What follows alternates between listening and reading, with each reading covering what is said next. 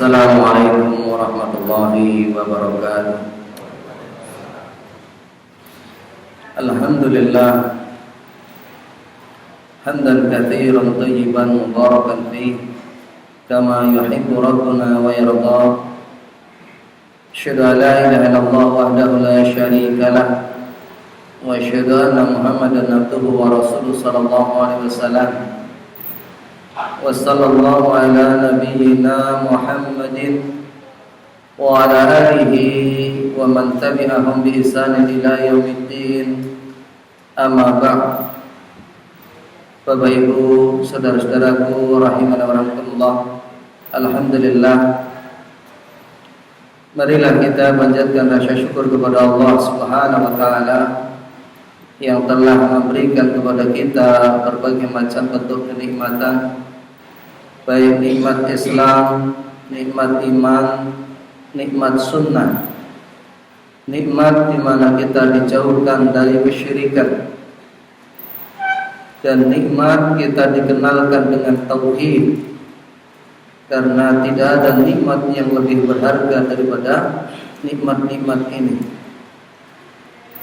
Jamaah rahimani wa rahimakumullah, berbagai penyimpangan yang terjadi pada masyarakat kita ini betul-betul memprihatinkan.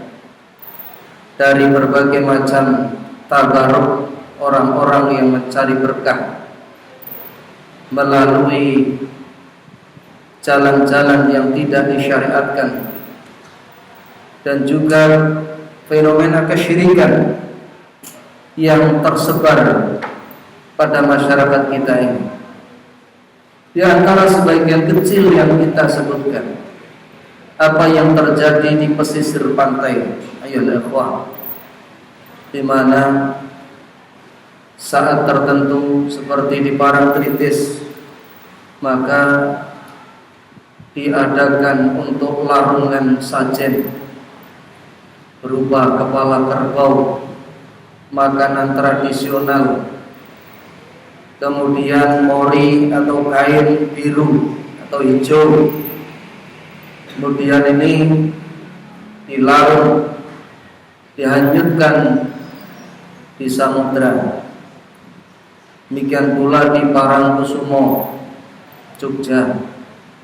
Demikian pula pantai Pelabuhan Ratu di Sukabumi, pantai Kartika, Tawang, sampai dari barat ke timur, Borneo, di Bali, itu seperti itu, melakukan ritual-ritual berbagai macam bentuk kesyirikan. Belum lagi apa yang ada di daratan, terutama bulan-bulan Syura atau Muharram,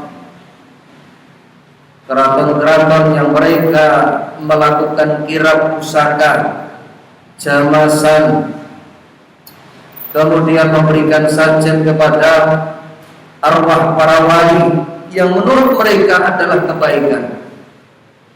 Demikian pula jamasan gaman-gaman, kirab Kiai Bule, Kiai Selamat, ya, Kebo Bule.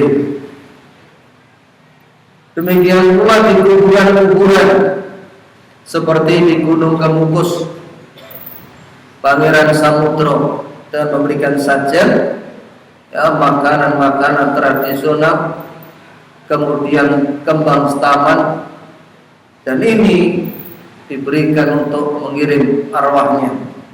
Kemudian juga di Gunung Tidar di Magelang, Gunung Kawi, ya, ada Ki Jogo dan lain sebagainya, di mana orang-orang ini melakukan bukan hanya sedikit, tetapi berombongan, sebuah massa yang sangat banyak. Belum lagi apa yang tersebar secara individu, bagaimana mereka mengalami berkah, ya, ada yang di gua, ada yang di gunung, pada malam 1 Muharram Saya lihat sepeda motor itu parkiran di Cemoro Pandang itu buahnya, tapi lalu melalui gambar saja. Nah, itu seperti itu keadaan. Belum lagi yang tersebar pada masyarakat, bagaimana sebagian orang menjual air-air yang dianggap memberikan berkah, ya, disentuh, dijual. Belum lagi apa yang diyakini masyarakat, anggapan kesialan-kesialan yang terjadi pada bulan Muharram ataupun Syura. Lengkap sudah kerusakan yang terjadi. Illa man rahimahullah, kecuali sedikit dari orang-orang yang dirahmati oleh Allah Subhanahu wa ta'ala. Inilah gambaran yang terjadi pada masyarakat kita.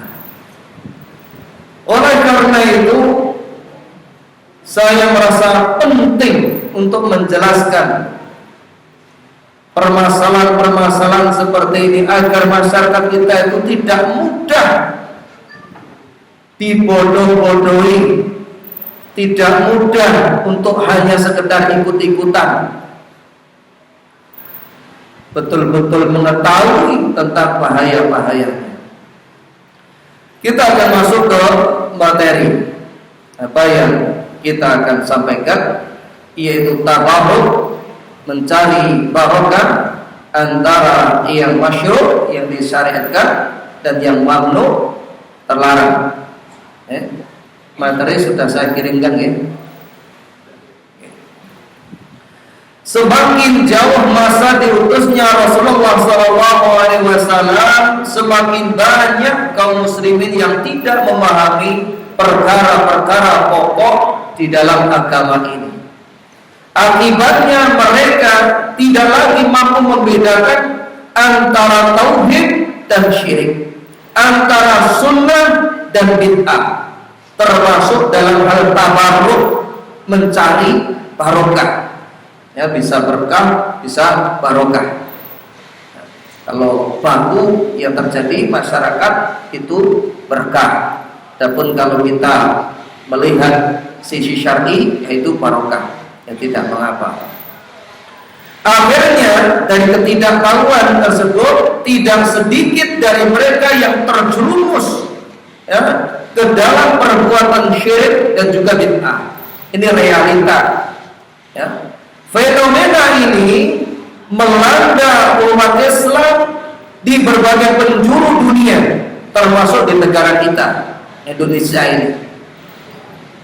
Subur, makmur, tapi syiriknya, ya, tapi kemaksiatannya ini luar biasa. Seperti jamur di musim hujan. Kecuali orang-orang yang dirahmati oleh Allah Ta'ala. Oleh karena itu, biidznillah kita akan membahas permasalahan ini secara ringkas insyaallah. Yang pertama yaitu pengertian barokah. Secara bahasa, barokah berarti nikmat. Ini bisa dilihat di dalam Kamus Al-Munawwir. Adapun makna barokah menurut istilah ada yang menyebutkan adalah an-nama'u wa ziyadah, tumbuh dan berkembang, sebagaimana disebutkan di dalam Lisanul Arab. Selain itu terdapat pula definisi yang lain, ya, yang disebutkan oleh para ulama.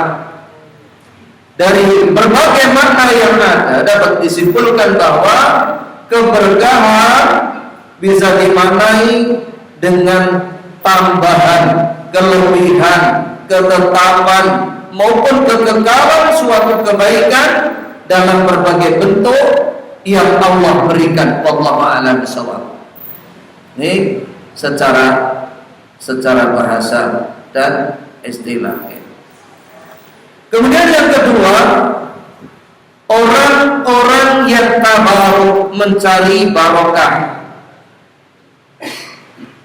Sebenarnya mereka itu niatnya baik, niatnya untuk mencari kebaikan. Hanya saja banyak caranya yang keliru. Oleh karena itu, hukum orang-orang tabarruk mencari barokah ini ada 3 macam. Yang pertama, masyru' sesuai dengan syariat. Yang kedua, tabarruk yang bid'ah, yang menyelisihi sunnah. Yang ketiga, tabarruk yang syirik. Ini larangan keras, kesyirikan. Yang pertama, tabarruk mencari berkah yang masyru' disyariatkan.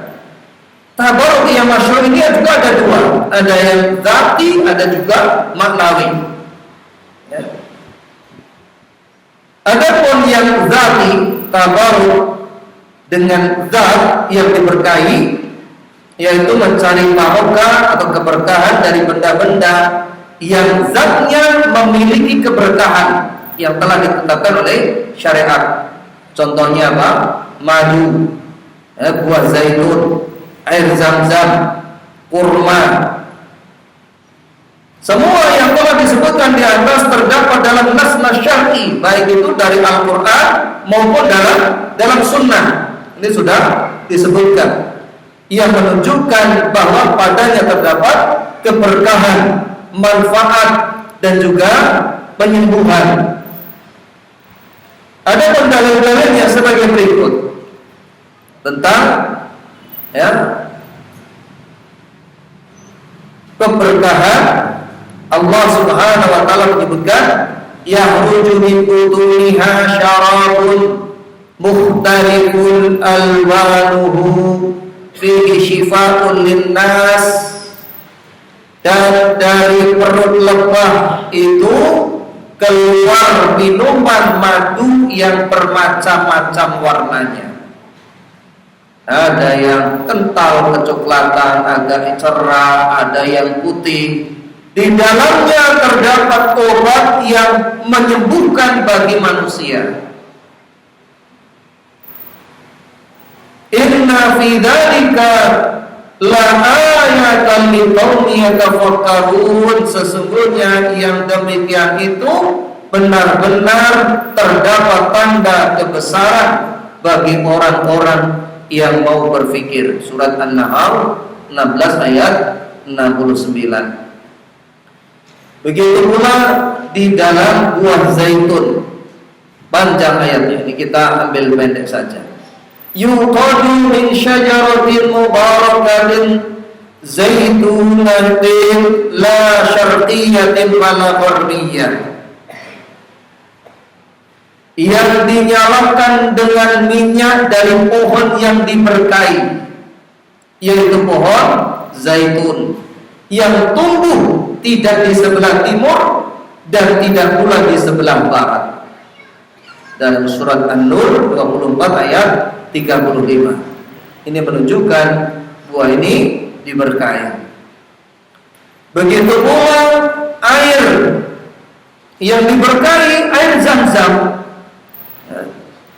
Disebutkan dalam satu hadis dari Ibnu Abbas radhiyallahu anhu, Rasulullah SAW bersabda, khairul ma'in alal wajhi aw ma'u Zamzam fihi ta'amun ta'min wa shifa'u sakmin.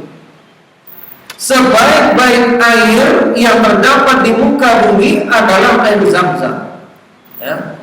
Di dalamnya terdapat makanan yang mengenyangkan dan penawar dari penyakit. Hadis riwayat Tabrani di dalam Mu'jam al-Awsat dihasankan oleh Syalbani dalam As-Sahihah. Jadi air Zam-Zam ini jelas ada nasnya. Jadi kalau ada orang-orang yang mereka itu menawar-nawarkan air yang mereka sebutkan ini telah direndam dengan rambut Rasulullah, maka kita bisa memastikan atau setidak-tidaknya besar kemungkinan itu adalah dusta, dan itu terus dijual. Kemudian juga ada tempat-tempat yang tiba-tiba mengeluarkan air, ya. Yang baru viral ini ada batang bambu kemudian mengeluarkan air, dianggap memberkahi. Walaupun dia mungkin tidak bisa dinalar dengan akal, kok bisa umpamanya, karena itu konon orang yang melakukannya telah mengklarifikasi. Maka meskipun tidak bisa dinalar, tetap hal itu tidak bisa dikatakan airnya berkah, itu tidak ada, tidak bisa dibenarkan. Kenapa? Karena tidak didasari dengan dalil. Berbeda dengan air Zam-Zam ini. Kemudian kurma, Rasulullah SAW telah bersabda, "Man tasabbaha bisab'i tamratin ajwa lam yadurruhu dzalikal yawma summun wala sihrun." Barang siapa di pagi hari memakan 7 butir kurma ajwa, maka tidak akan terkena racun dan sihir pada hari itu.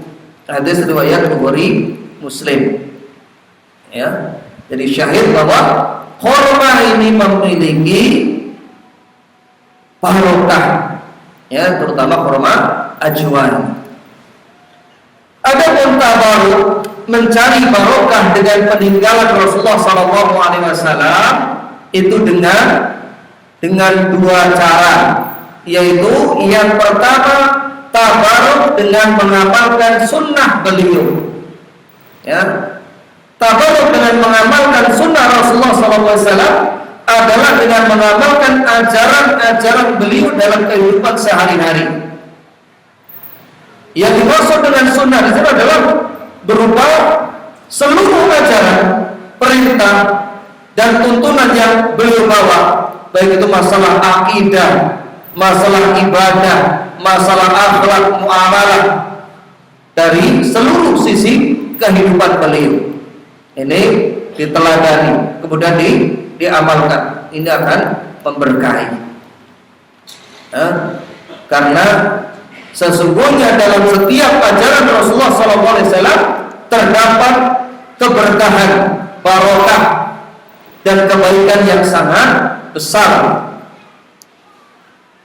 Seandainya umat manusia mau mengamalkan dengan sungguh-sungguh, maka ajaran itu akan menjadi sebab keselamatan, keberkahan, dan kebaikan yang besar bagi kehidupan mereka, baik di dunia maupun di akhirat.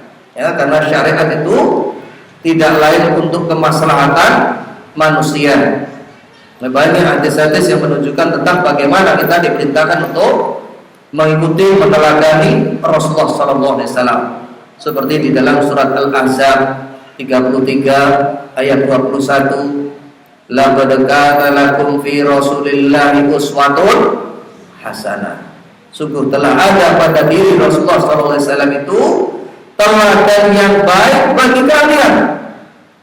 Begitu pula kewajiban mengikutinya.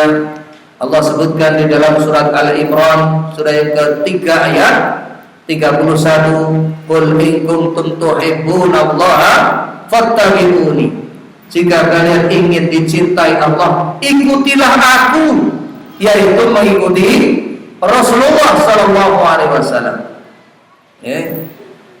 Ini akan menjadikan keberkahan di dalam hidup mereka. Rasulullah SAW juga bersabda, "Inni qad taraktu fikum syai'ain lan tadillu ba'dahuma kitaballahi wa sunnati." Aku telah tinggalkan pada kalian 2 perkara. Jika kalian berpegang dengan keduanya, dalam yang lain, kalian tidak akan sesat selama-lamanya, yaitu kitabullah dan juga sunnahku, sunnah Rasulullah SAW. Ini diriwayatkan oleh Al-Hakim dalam Mustadraknya, kemudian disahihkan Syalbani di dalam Sahihul Jami'. Yang kedua, tabaruk dengan peninggalan beliau. Peninggalan beliau ini memberkahi sebab seperti pakaian beliau, rambut beliau, bejana, tempat minum dan lainnya. Tapi bukan berarti terus orang-orang itu menipu manusia untuk mengatakan ini peninggalan Rasulullah, ini sandal Rasulullah. Seperti yang terjadi, sana mengaku sandal Rasulullah, sana mengaku sandal Rasulullah, sana mengaku sandal Rasulullah. Dasar Rasulullah itu apa? Dulu jualan sandal sampai banyak segitu. Terus sandalnya sudah terlihat modern. Ini kan boleh dikata mau menipu manusia. Maka ini penyimpangan-penyimpangan. Adapun yang betul-betul asli memang bisa memberikan barokah. Seperti apa yang diriwayatkan dari Ummu Salamah radhiyallahu anha. Beliau menyimpan rambut Rasulullah SAW yang diletakkan di dalam bejana, terbuat dari perak. Apabila ada sahabat yang sakit, maka rambut ini direndam, kemudian diminumkan. Setelah itu sembuh sahabat tersebut biidznillah, dengan izin Allah. Ini bisa dilihat di dalam Syarah Riyadhus Shalihin bab tahrimi ina'il dhahabi wal ina'il fiddah. Haramnya ina yang terbuat dari emas dan juga perak. Di sini tidak untuk menjelaskan tentang masalah ini, yang disyarah oleh Syekh Muhammad bin Shalih Al-Utsaimin. Ini juga berlaku bagi Nabi dan Rasul lainnya. Bukan hanya Rasulullah. Oleh karena itu disebutkan dalam firman Allah Ta'ala, wa qala lahum nabiyyuhum inna ayata mulkihi ayatiyakumul tabun fihi sakinah. Sesungguhnya tanda ia akan menjadi raja ialah kembalinya tabut kepada kalian. Di dalamnya terdapat ketenangan dari Tuhanmu dan sisa dari peninggalan keluarga Musa dan Harun. Disebutkan wa baqiyatun mimma taraka alu Musa wa alu Harun, dan sisa dari peninggalan keluarga Musa dan Harun. Ini disebutkan dalam tafsir, yaitu ada yang menyebutkan tongkat dan kedua sandal Nabi Musa dan Harun. Ini bisa dilihat di dalam tafsir Ibnu Katsir.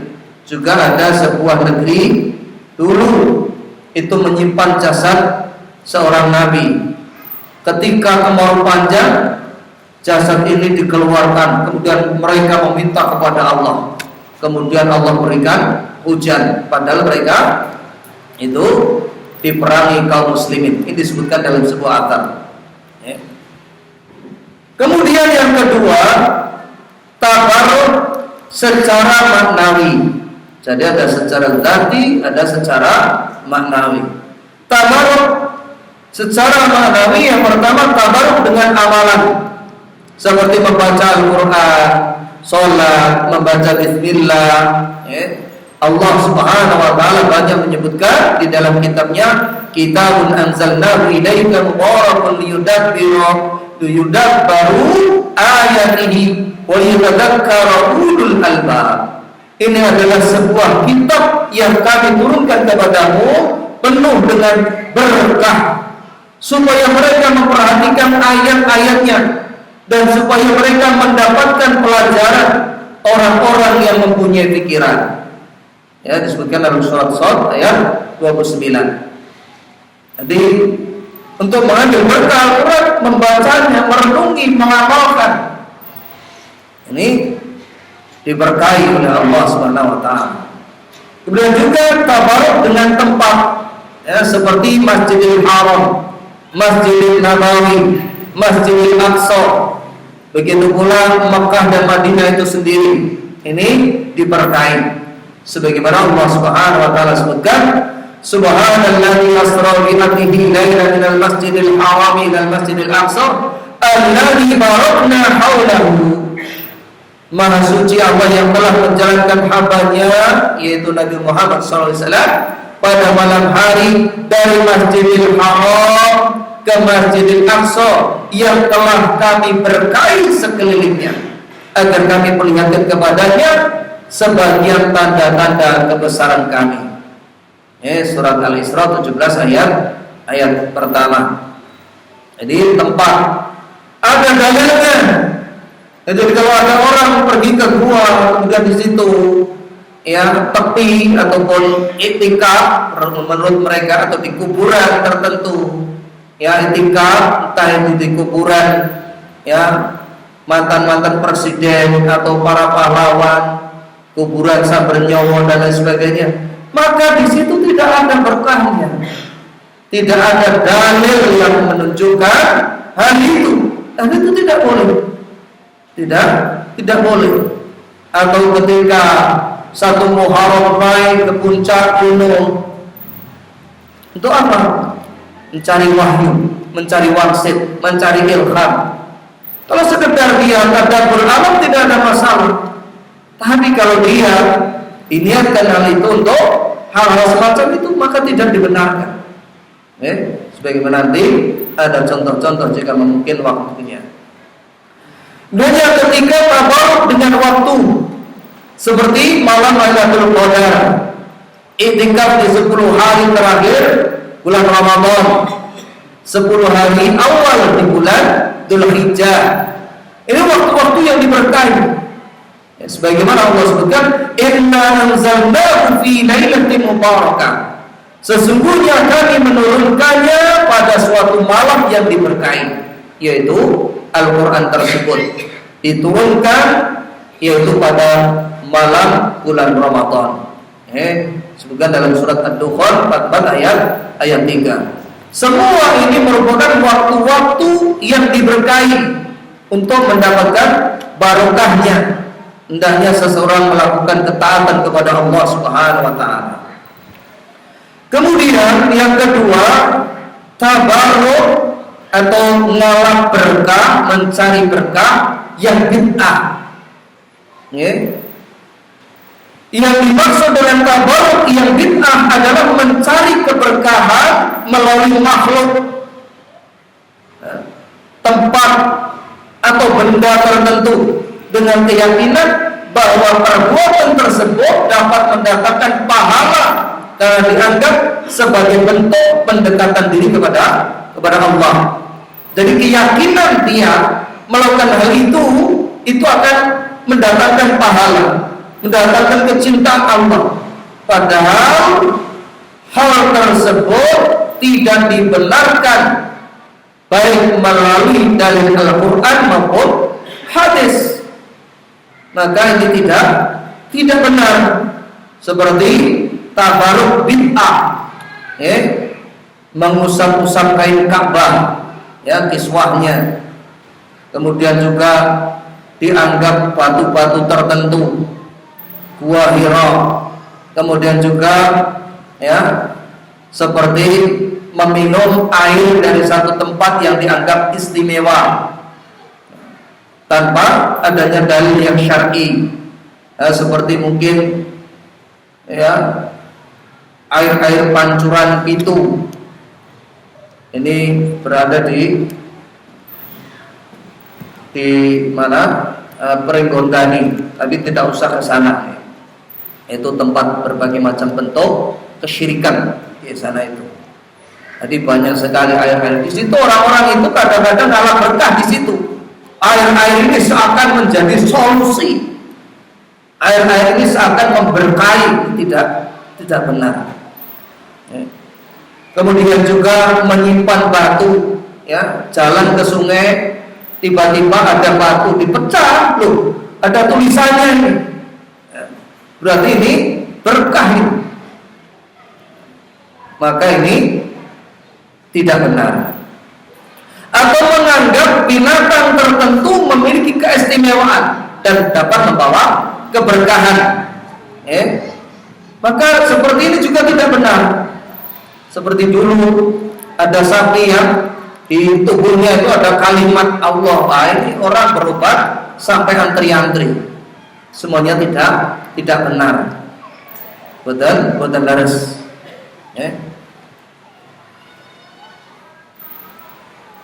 Adapun tabaruk terhadap orang soleh, maka hendaknya ini dirinci, karena ini merupakan akidah yang lurus, yang benar. Apabila seseorang mencari keberkahan dari orang soleh tersebut dengan cara yaitu mengambil ilmunya, mengikuti petunjuk dan bimbingannya yang benar, serta meneladani akhlaknya, maka hal ini dibenarkan secara syariat. Mengambil berkah dari ilmunya, mengikuti apa yang disampaikan yang sesuai dengan syariat. Ini dibenarkan. Namun apabila yang dimaksudkan dengan tabaruk kepada orang soleh tersebut yaitu tabaruk secara zat, keringatnya dianggap memberkahi, sorbannya, jubahnya, tasbihnya, ini kan ada juga seperti itu kan, yang dilelang. Pernah mendengar apa badan? Lelang tasbih berapa juta, lelang sorban dilelang. Kalaupun dibeli nanti dia beli lagi, lelang lagi kan. Apa yang menjadikan keberkahan? Ini semuanya tidak benar. Ini tidak memberkahi, karena tabarruk secara dzati ini hanya kekhususan bagi para nabi dan rasul. Oleh karena itu tidak kita jumpai dalam sejarah bahwa para sahabat itu setelah mengambil berkah dari Rasulullah, keringatnya, rambutnya dan lain sebagainya, itu Rasulullah wafat, kemudian mereka mencari berkah kepada Abu Bakar, Umar, Utsman, Ali. Tidak ada yang mencari keberkahan dari mereka, itu tidak ada. Mencari berkah dari gurunya, sisa air minumnya dipakai untuk berebut. Ini tidak benar. Ini hanya kekhususan bagi Rasulullah untuk umat Islam ini. Kemudian juga berebut air minum mereka, menyentuh pakaian mereka, menganggap barokah dari tempat yang mereka singgahi, petilasan. Ini juga dianggap seperti itu. Ini petilasan Joko Tingkir, orang-orang datang ke situ. Ini bukan hanya 5-10 orang, tapi 5-10 bis. Bayangkan. Tapi betul-betul yang kita sampaikan ini realita. Bisa lihatlah, main sana di Kulon Kali tempat saya, kalau pengen lihat itu. Tapi tidak boleh dibenarkan. Itu seperti itu terjadi. Oleh karena itu, orang-orang yang mencari kepada selain beliau Rasulullah SAW telah terjerumus ke dalam penyimpangan. Sebagaimana hadis Rasulullah SAW, "Man ahdatsa fi amrina hadza ma laysa minhu fahuwa raddun." Barang siapa yang membuat-buat perkara kami apa yang bukan bagian darinya, maka tertolak. Man amila amalan laisa alaihi amruna fahuwa raddun. Barang siapa melakukan suatu amalan yang bukan berasal dari kami, maka amalan tersebut tertolak. Hadis ini riwayat Bukhari dan juga Muslim. Kemudian yang ketiga, tabaruk yang syirik. Tabaruk yang syirik. Yang dimaksud dengan tabaruk yang syirik adalah mengharapkan keberkahan semata-mata kepada makhluk. Ini dan menjadikannya perantara seperti kuburan, pohon, batu, seperti yang kita sebutkan tadi. Orang-orang itu tabaruk di kuburan-kuburan, atau tempat-tempat yang dianggap keramat. Maksudnya itu tempat-tempat yang dianggap keramat itu karomah. dengan keyakinan bahwa makhluk ataupun benda-benda tersebut dapat memberikan manfaat atau menolak madarat dengan sendirinya tanpa menjadikan Allah sebagai satu-satunya sumber keberkahan. Jadi ini ada dua hukum. Jadi kalau umpamanya seseorang itu datang di satu tempat, dia meyakini yang datang memberikan barokah itu Allah.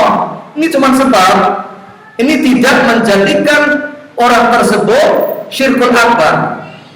Tapi kalau dia meyakini bahwa semata-mata tempat ini atau sahibul kubur ini yang mendatangkan barokah, maka dia telah terjerumus ke dalam syirkul akbar. Ini bahayanya. Oleh karena itu, apabila seseorang termasuk menjadikan perantara, penghuni kubur, umpamanya dia meyakini dirinya ini kotor, penghuni kubur ini adalah wali, kemudian dia menjadikan penghuni kubur ini perantara antara dirinya dengan Allah, maka dia telah terjerumus ke dalam syirkul akbar juga. Jadi kalau mau dirinci tentang kubur ini ada 4 keadaan. Pertama, salam berdoa. Ini adalah masyruh, disyariatkan. Yang kemudian yang kedua, dia mendoakan sahibul kubur.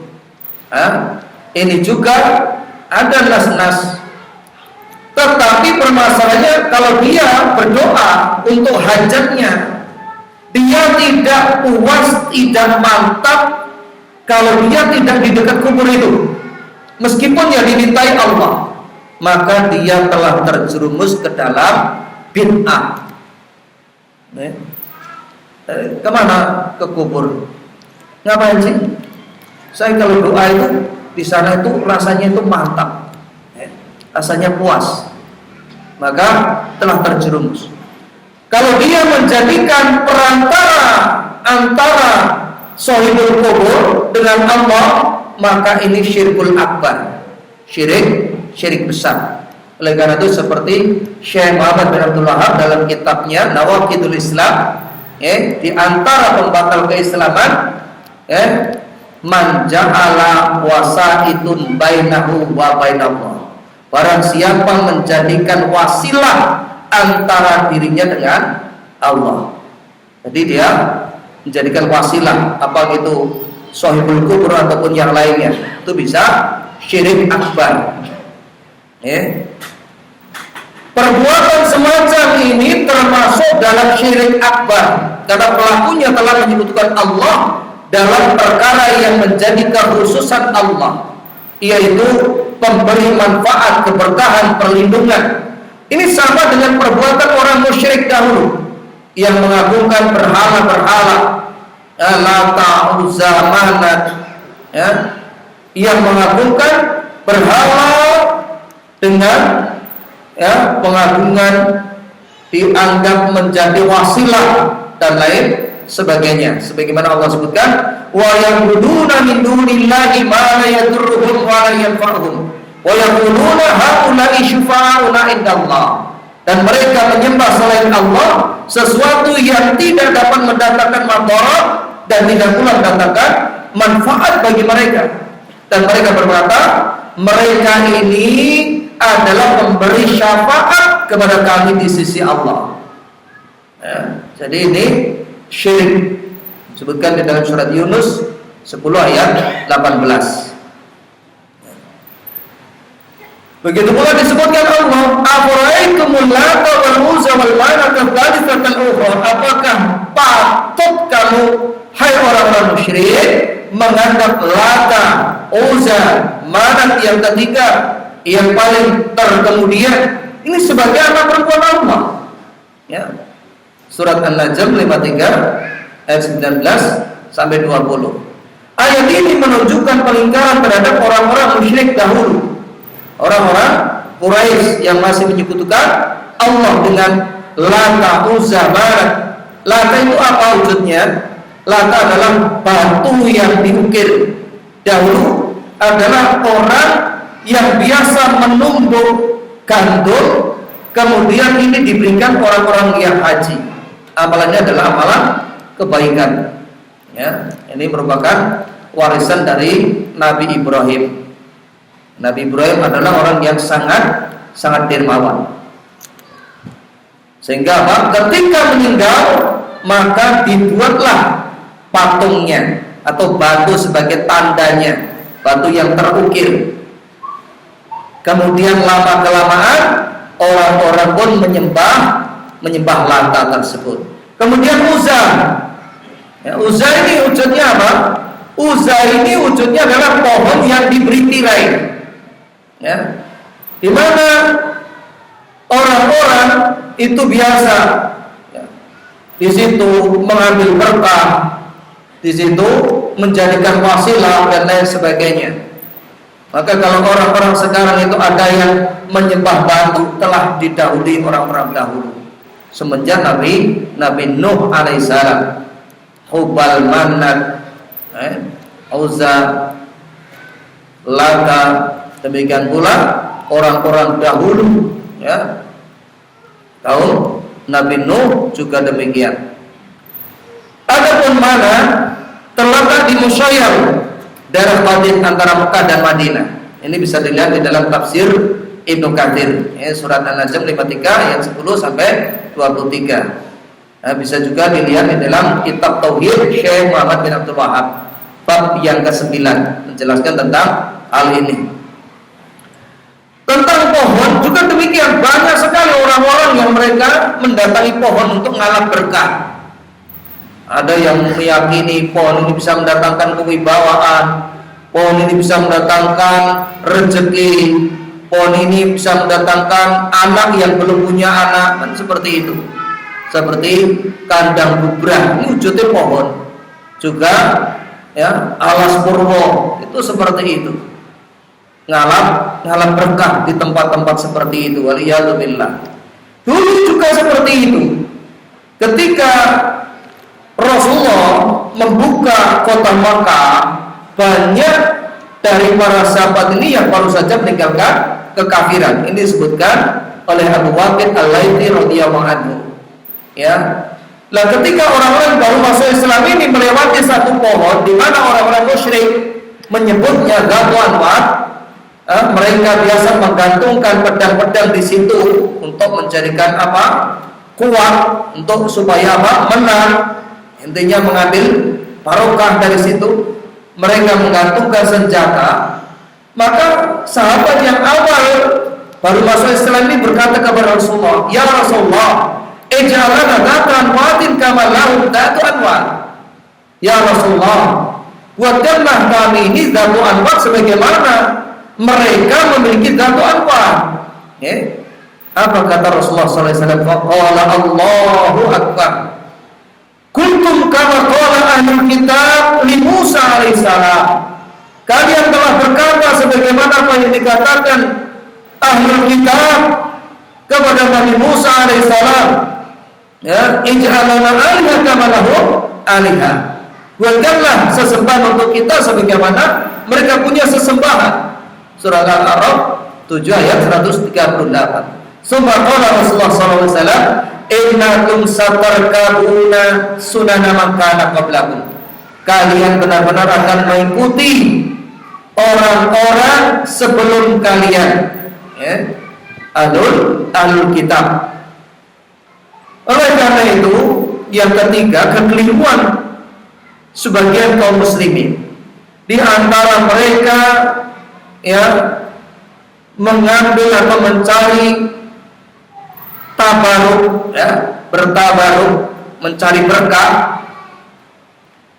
Banyak sekali yang menyimpang, yang tidak berdasarkan dalil syar'i, dan hal ini tentu menjerumuskan ke dalam kesyirikan. Yang pertama, tabaruk kepada tempat-tempat tertentu, ya, seperti kuburan, baik kuburan para pahlawan, kuburan orang soleh, kuburan ya atau petilasan-petilasannya. Ini semuanya tidak boleh. Nah, termasuk dia puas berdoa di situ, sebagaimana kita sampaikan tersebut. Apabila dia meminta ke situ, meyakini dia mampu mengabulkan, justru ini adalah syirkul akbar. Ya, Allah Subhanahu wa taala menyebutkan walladzina takhudhu min dunihi awliya ma na'buduhum illa liqarribuna ila Allahi zulfa. Orang-orang yang mengambil pelindung selain dia, selain Allah, mereka berkata, kami tidak menyembah ini kecuali agar mereka mendekatkan kami kepada Allah yang sedekat-dekatnya. Ya. Orang-orang sekarang kan seperti itu. Pohon, kuburan, kita nggak nyembah ini. Kita tahu ini kuburan, itu pohon, tapi ini kuburan orang soleh. Kalau pohon bagaimana? Pohon itu milik Allah. Jadi ya kita nggak masalah. Waliyadzubillah. Dengan mengatasnamakan nguri-nguri budaya. Wong Jawa aja ninggalke Jawane. Padahal jelas ini adalah kesyirikan. Di mana Allah telah menjelaskan tentang bagaimana kita tidak boleh mengikuti nenek moyang kita. Kalau nenek moyang kita itu keliru. Wa idza qila lahum ittabi'u ma anzalallah qalu bal nattabi'u ma alfaina 'alaihi aba'ana. Awalau kana aba'uhum la yaqiluna syai'a wa la yahtadun. Bila dikatakan kepada mereka, marilah kita ikuti apa yang Allah turunkan, mereka berkata, tapi kami telah mendapatkan ajaran dari nenek moyang kami. Kalau dibahasakan kita, gone dhewe wis duwe akan dhewe. Wong Jawa rasah ninggalke Jawane dan lain sebagainya. Awalau kana aba'uhum la yaqiluna syai'a wa la yahtadun. Apakah mereka juga akan mengikuti nenek moyang mereka meskipun nenek moyang mereka tidak mengetahui dan juga tidak mendapatkan petunjuk? Ya, ini sampai Allah sebutkan beberapa kali dalam Al-Qur'an. Dalam surat Al-Baqarah surah yang kedua ayat 170, surat Al-Maidah surah yang kelima ayat 104. Nanti bisa antum baca bagaimana nenek moyang kita itu kalau keliru tidak boleh diikuti. Ya, kalau benar kita ikuti. Ya. Kemudian juga ada yang ngalap berkah di Alas Purwo, di Punden, di Gunung Kawi, Gunung Kemukus, Gunung Merapi, banyak sekali. Ya, kemudian ada juga yang di pantai, ada yang di gua, di sumur yang dianggap keramat, Sungai Tempuran ini. Kemudian juga yang kedua tabaruk kepada waktu tertentu. Ya, seperti apa? Bulan Asyura. Bulannya ini sebenarnya termasuk bulan yang dimuliakan Allah, tetapi kegiatannya yang menyelisihi. Ya, sasi suro, jamasan, ya, ngumbah gaman, kirang kerbau, ya, naik puncak. Ini dalam rangka untuk cari wangsit, cari wahyu, cari ilham. Kalau cuma mau naik olahraga, tadabbur alam seperti saya sampaikan tidak ada masalah. Tapi kalau itu untuk cari, ya, hal-hal semacam itu tadi, itu tidak benar. Kemudian tabaruk kepada binatang tertentu, seperti sapi, waliyadzubillah. Ini jelas seperti orang-orang India itu, karena mereka memang bukan orang Islam, ya. Ini adalah kafiran, kemusyrikan. Kedua, kerbau seperti yang ada di negara kita. Tembudi di mana? Solo. Kiai kan sudah banyak, kok masih kerbau dijadikan kiai selamat. Ini kirap.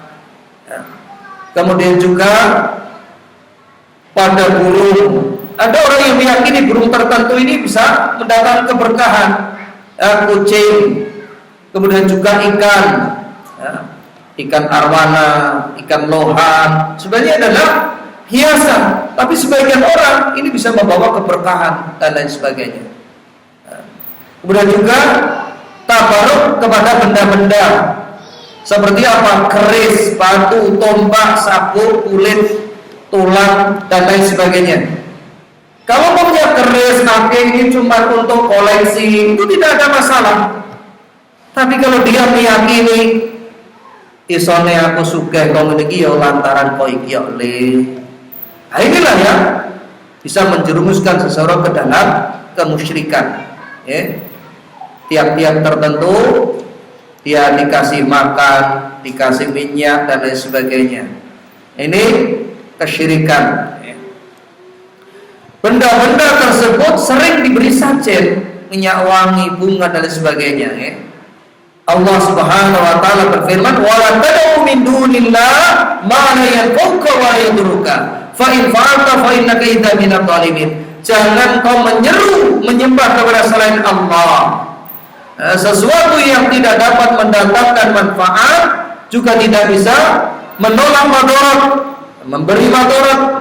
Jika kau melakukan demikian, maka sungguh kau termasuk orang-orang yang zalim. Sebutkan dalam surat Yunus 10 ayat 106. Ya. Adapun bahaya dan keburukan yang ditimbulkan oleh kesyirikan, saya kira untuk semuanya sudah tahu ya. Pertama, itu akan menjadikan kekal di dalam neraka kalau dia sampai melakukan syirkul akbar. Ya.